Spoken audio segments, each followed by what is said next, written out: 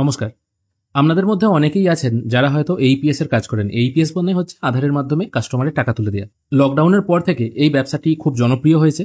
আর এই বিজনেস করার জন্য আপনাদের ফিঙ্গারপ্রিন্ট ডিভাইসের প্রয়োজন। কিন্তু এতদিন পর্যন্ত আপনারা এই যে এখানে যতগুলো ডিভাইসের ছবি দেখতে পাচ্ছেন, লালটা হলো মরফো, এই কালারটা হচ্ছে মান্ত্রা। আপনারা প্রত্যেকেই জানেন এগুলোর সঙ্গে আপনাদেরকে আর নতুন করে পরিচয় করিয়ে দেওয়ার কিছু ব্যাপার নয়।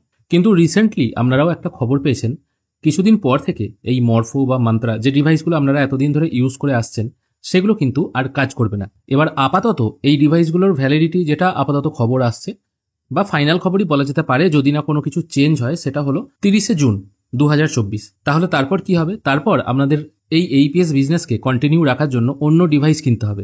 সেই ডিভাইসটা কি? সেটা হলো এখনো পর্যন্ত যে ডিভাইসগুলো আপনারা দেখতে পাচ্ছেন এগুলোকে বলা হতো L0 ডিভাইস। আর এখন আপনাদের যেগুলো কিনতে হবে সেগুলো হচ্ছে L1 ডিভাইস। তাহলে L0 আর L1 এই দুটোর মধ্যে পার্থক্য কি? পার্থক্য দেখুন, যদি বডির দিক থেকে বলেন বা শেপের দিক থেকে বলেন, মান্ত্রা L1 বা L0 দুটো ডিভাইসের মধ্যে বাইরের দিক থেকে কিন্তু কোনো রকম পার্থক্য নেই। যেটা ছবিতে আমরা দেখেছি, আমার কাছে এখনো সেই ডিভাইস আসেনি। আপাতত দামটাও কিন্তু বেশ ভালো। এখানে অ্যামাজনে দেখাচ্ছে 3399 টাকা। এই মুহূর্তে আমার কাছে অত টাকা নেই এটাতে ইনভেস্ট করার মতো। আর মরফো L1 এর দাম তো বেশ ভালো রকমই হবে। এবার এই সিস্টেমটা আনার কারণ কি? সিস্টেমটা বলতে এই পুরনো যে L0 ডিভাইসগুলো ছিল সেগুলোকে L1 এ ট্রান্সফার করা হচ্ছে, মানে পুরনো ডিভাইসগুলো আর চলবে না। এর কারণ কি? এর কারণ হচ্ছে এই যে পুরনো ডিভাইসগুলো ছিল না, সেগুলোতে সিকিউরিটি খুব একটা বেশি থাকেনি। সেই জন্য এগুলোতে ফিঙ্গারপ্রিন্ট ক্লোন করেও টাকা তোলা যেত। ধরুন আপনি কোনো জায়গায় ফিঙ্গারপ্রিন্ট দিয়ে টাকা তুলতে গেছেন, হয়তো সেই মেশিনের ওপর বা অন্য কোনোভাবে আপনার ফিঙ্গারের হয়তো একটা জালিয়াতি করা হয়েছে, যেটা হয়তো আপনার ফিঙ্গার নয়, কিন্তু ওই গামটার মাধ্যমে বা ওই এক রকমের জেলির মতো জিনিস পাওয়া যায় যেটাতে আপনার ফিঙ্গারপ্রিন্ট বসালে আপনার ফিঙ্গারপ্রিন্ট ডিটো কপি হয়ে যাবে।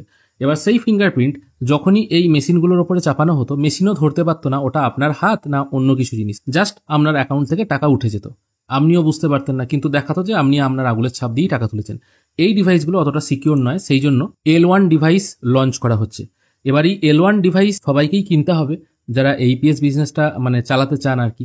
শুধুমাত্র এইপিএস বিজনেসের ক্ষেত্রে নয়, অন্যান্য যে সমস্ত ক্ষেত্রে আধার অথেন্টিকেশনের প্রয়োজন হয়, আমার মনে হয় সব জায়গাতেই এই পুরনো L0 ডিভাইস আর কার্যকর হবে না। কারণ এটা তো পার্টিকুলার ব্যাপার নয় শুধুমাত্র আধার ট্রানজাকশনের ক্ষেত্রে, মানে টাকা তোলার ক্ষেত্রেই L1, বাদ বাকি L0 চলবে।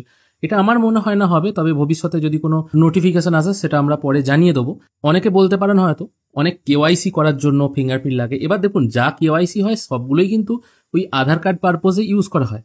এবার আধার কার্ডের জন্য আপনি যখন আঙুলের ছাপ দিচ্ছেন, স্বাভাবিকভাবে সেখান থেকেও কপি হওয়ার যতটা চান্স আছে আপনার ফিঙ্গারপ্রিন্টের, অন্য কোনো জায়গা থেকেও কপি হওয়ার কিন্তু ঠিক ততটাই চান্স আছে। শুধুমাত্র টাকা তুলতে গিয়েই আপনার আঙুলের ছাপ নেবে, অন্য কোনো জায়গা থেকে আপনি যদি আঙুলের ধরুন সিম তুলতে গেছেন, সেখানে আধার কার্ড লাগছে, সেখান থেকে যে আপনার আঙুলের ছাপ ক্লোন হবে না তার তো কোনো ব্যাপার নেই।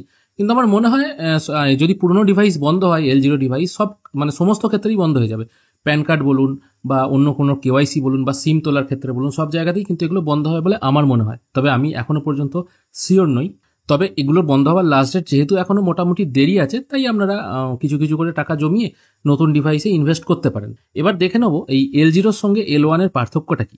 যেখানে L0 L1 কে সিকিউরিটির দিক থেকে ভাগ করা হয়েছে, এখানে দেখুন প্রথমেই বলা আছে L0 হচ্ছে লো সিকিউরিটি আর L1 হচ্ছে হাই সিকিউরিটি। এটা হচ্ছে সব থেকে বড় একটা ব্যাপার, যেখানে আপনি সিকিউরিটিটা বেশি পাবেন। নর্মালি L0 ডিভাইসে আপনি যখন ফিঙ্গারপ্রিন্ট দিতেন, সেই ফিঙ্গারপ্রিন্টের ডাটা, যার সাথে আপনার ফিঙ্গারপ্রিন্টটা কানেক্ট আছে, মোবাইলের সাথে বলুন বা কম্পিউটারের সাথে বলুন, সেখানে ডাটাটা সেন্ড করা হতো। সেই ডাটা হোস্টের থ্রু ভেরিফাই হতো। মানে আপনি ধরুন আঙুলের ছাপ দিলেন কোনো মেশিনে, L0 ক্ষেত্রে বলছি, সেই মেশিন থেকে সমস্ত ডাটাটা আপনার কম্পিউটারে যেত বা মোবাইলে যেত। মোবাইলে আপনার আঙুলের ছাপটা ভেরিফাই হতো ওয়েব সার্ভারের মাধ্যমে। তারপর ভেরিফাই করা হতো যে এই ব্যক্তিটি সেম ব্যক্তি, তারপর আপনার ট্রানজাকশনটা করা হতো, যদিও সেটা কয়েক মিলি সেকেন্ড সময় লাগতো। কিন্তু L1 ডিভাইসে কি করা হয়েছে, ডিভাইসটা এনক্রিপ্টেড করা হয়েছে ইনসাইড বায়োমেট্রিক ডিভাইস ইটসেলফ। মানে ডিভাইসের মধ্যেই ম্যাক্সিমাম কাজটা হয়ে যাবে এবং সেটাকে এনক্রিপ্টেড করে তারপর আপনার ডিভাইসে পাঠানো হবে। তার মানে এখানে যে ডাটার ব্যাপারটা, মানে ডিভাইসের কাজ শুধু ছিল, যেখানে L0 ডিভাইসের কাজ শুধু ছিল আপনার আঙুলের ছাপটাকে চেক করে পাঠিয়ে দেওয়া। সে কিন্তু চেক করতো না এটা আসল আঙুলের ছাপ না নকল আঙুলের ছাপ।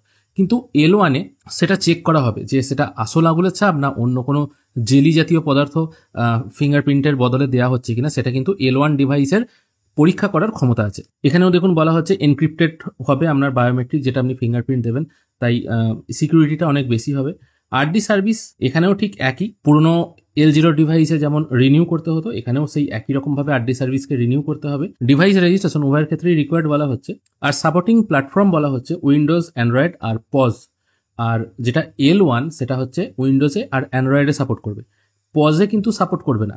পজ বলতে এই টাইপের দেখতে একরকম ফিঙ্গারপ্রিন্ট মেশিন পাওয়া যায়, দেখবেন পশ্চিমবঙ্গ গ্রামীণ ব্যাংকে টাকা তোলার জন্য পজ মেশিন ব্যবহার করা হয়। তাদের একটা সেট আপ দিয়ে দেয়, সেখানেই আঙুলের ছাপ দিয়ে টাকা তুলতে হয়।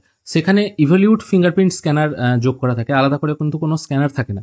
এবার যখনই ওগুলোও কিন্তু সব L0 ছিল, এবার যখনই L1 হবে তাদের ডিভাইসের ভেতরের মেশিন হয়তো চেঞ্জ করতে হবে বা তাদের হয়তো আলাদা কোনো ডিভাইস দেওয়া হবে, সেটা এখনো পর্যন্ত কোনো আপডেট নেই। আপাতত এইটুকুই ব্যাপার, যারা APS বিজনেস কন্টিনিউ করতে চান বা অন্য কাজে আপনাদের L1 ডিভাইস লাগবে বলে মনে হয়, এখনই কেনার দরকার নেই, কারণ এখনো পর্যন্ত আধার ট্রানজাকশনের ক্ষেত্রেই এরকম একটা খবর শোনা যাচ্ছে।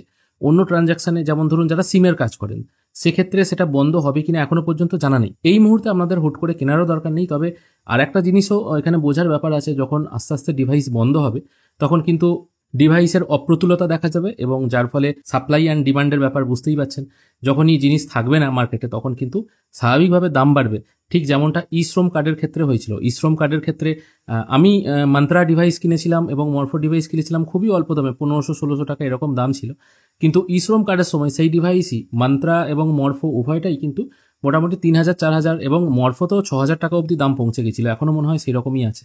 তাই এখনই হুট করে কেনার দরকার নেই, কিছুদিন ওয়েট করুন। যদি মনে হয় আপনি কন্টিনিউ বিজনেস করবেন তাহলে কিনে রাখতে পারেন, অসুবিধা নেই। কিন্তু এই মুহূর্তে এই 3-3.5 টাকা ইনভেস্ট করাটা একটু আপনাদের ক্ষেত্রে চাপের ব্যাপার হয়ে যাবে। আর আজকের ভিডিও এইটুকুই, আশা করি ব্যাপারটা বুঝতে পেরেছেন। ভিডিও ভালো লাগলে অবশ্যই একটি লাইক করবেন, আর ভিডিও দেখার জন্য অসংখ্য ধন্যবাদ। ভালো থাকবেন।